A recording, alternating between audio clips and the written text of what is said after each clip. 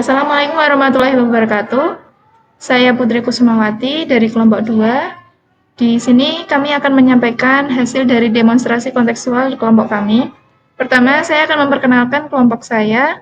Di sini ada Mas Iqbal Jamaluddin, ada Mas Orpan Izar Saputra, kemudian ada Mas Tubagus Dina Putra. Pada kesempatan kali ini, kami akan menjelaskan materi terkait proses kognitif.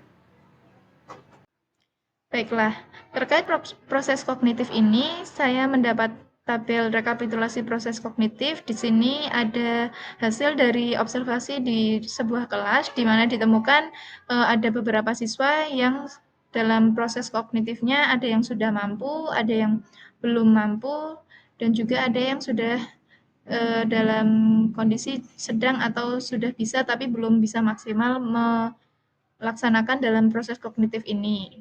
Di sini ada 6 poin, yaitu yang pertama ada menggunakan pengetahuan sebelumnya, kemudian ada meringkas, membuat inferensi, koneksi dalam teks, dan kosakata, kemudian yang terakhir ada metakognisi.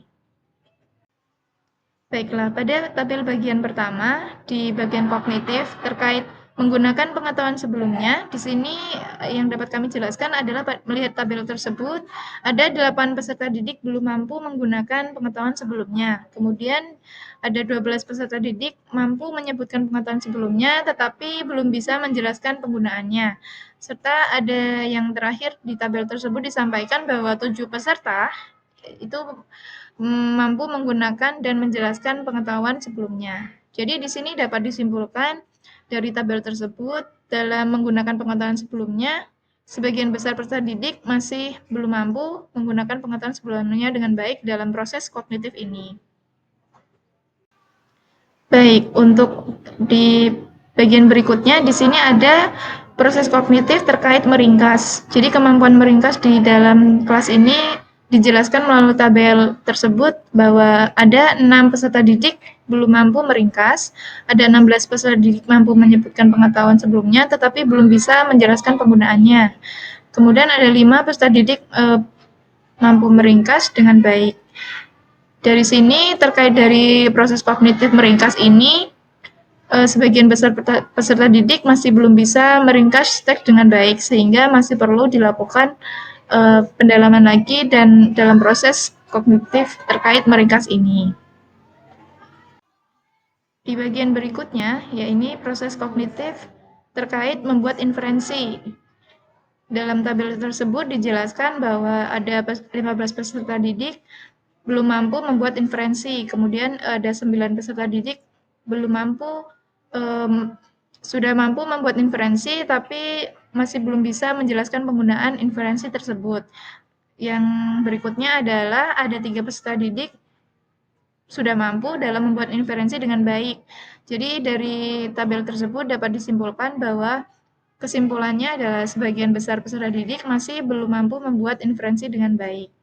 Oleh karena itu, perlu dilakukan pendalaman lagi terkait dalam membuat inferensi ini. Mungkin diberikan pelatihan lagi dan juga pengarahan terkait proses kognisi membuat inferensi ini. Ya, kali ini saya akan menjelaskan tentang koneksi dalam teks. Berdasarkan hasil diskusi dari kami, 20 peserta didik belum mampu menunjukkan keterkaitan antara gagasan. Nah, sedangkan 6 peserta didik sudah mampu menunjukkan keterkaitan antar gagasan, namun belum cukup akurat. Nah, sedangkan satu peserta didik sudah mampu menunjukkan keterkaitan gagasan dengan akurat dan relevan dalam teks. Nah, kesimpulannya adalah sebagian besar peserta didik belum mampu menunjukkan koneksi dalam teks. Hal ini dikarenakan terdapat 20 peserta didik yang belum mampu menunjukkan keterkaitan antar gagasan. Selanjutnya, pada bagian kosakata dijelaskan bahwa 22 peserta didik belum mampu mendefinisikan kosakata secara tepat, sedangkan 3 peserta didik mampu mendefinisikan sebagian kosakata dalam teks. Namun yang terakhir, dua peserta didik itu sudah mampu mendefinisikan semua kosakata dengan baik dalam teks. Nah, kesimpulannya sebagian besar peserta didik belum mampu memiliki kemampuan memadai dalam memahami kosakata dalam teks. Selanjutnya, pada bagian metakognisi dijelaskan bahwa 5 peserta didik tidak dapat menjelaskan metode dalam memahami teks, sedangkan 6 peserta didik cukup mampu menunjukkan cara memahami teks tetapi kurang lengkap. Nah, selanjutnya yang 6 peserta didik itu sudah mampu menunjukkan cara memahami teks dengan baik. Kesimpulan pada bagian metakognisi ini disebutkan bahwa sebagian besar peserta didik itu masih belum memiliki kemampuan metakognisi yang memadai dalam memahami teks. Selanjutnya, pada kesimpulan dari hasil setiap bagian dijelaskan bahwa sebagian besar peserta didik belum mampu memiliki kemampuan memadai dalam berbagai proses kognitif. Nah, hal ini menjadi tugas guru untuk melatih strategi dalam meningkatkan kemampuan peserta didik seperti menggunakan pengetahuan sebelumnya, meringkas, membuat inferensi, membuat koneksi dalam teks, memahami kosakata, dan mengembangkan metakognisi peserta didik. Selanjutnya akan dijelaskan oleh rekan saya yaitu Mas Bagus.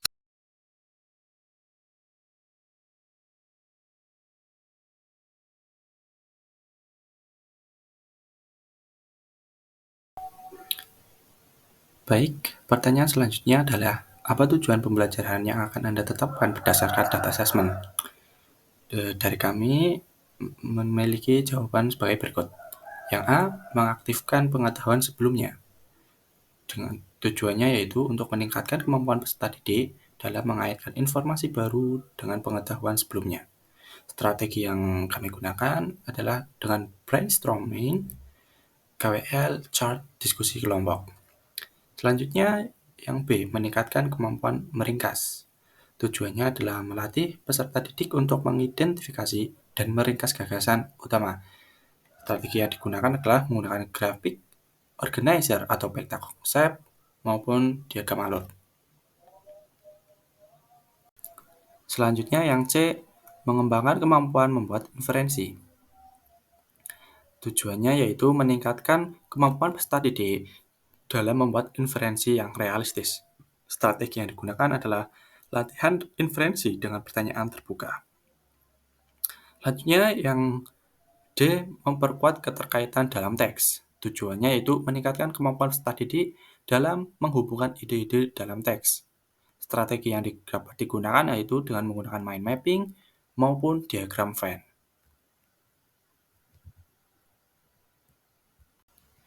Selanjutnya yang E, meningkatkan literasi multimoda. Tujuannya yaitu mengembangkan kemampuan peserta didik dalam menggunakan berbagai moda, seperti moda teks, grafis, diagram. Strategi yang digunakan yaitu tugas mengubah informasi dari satu moda ke moda yang lainnya. Kemudian yang F yaitu memperkaya kosakata. Tujuannya yaitu meningkatkan pemahaman dan penggunaan kosakata yang tepat. Strategi yang digunakan adalah seperti konteks clues, word maps, maupun diskusi. Dan yang terakhir yaitu mengembangkan metakognisi. Tujuannya yaitu meningkatkan kesadaran peserta didik tentang strategi yang mereka gunakan. Strategi yang dapat digunakan oleh peserta didik adalah dengan self-questioning, think aloud, dan refleksi.